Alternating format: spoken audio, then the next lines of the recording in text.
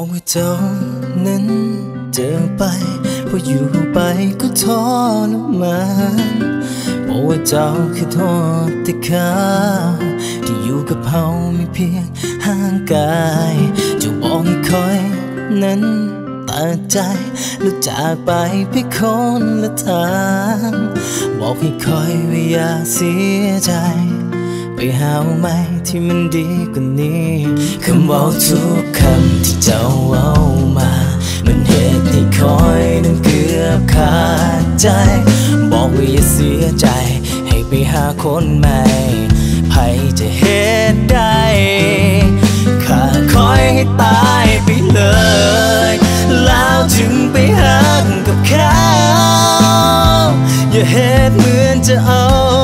คอยคนนี้นั้นเป็นของตาย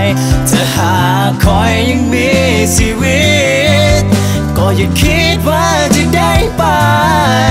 เพราะว่าเจ้าเปรียบเหมือนหัวใจถ้าให้เลิกให้ลืมเจ้าไปตายคือทางเดียว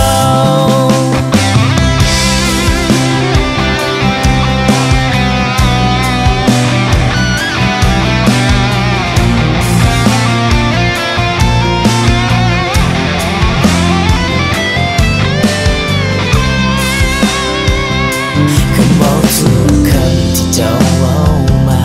มันเหตุให้คอยนั้นเกือบขาดใจบอกว่าอย่าเสียใจให้ไปหาคนใหม่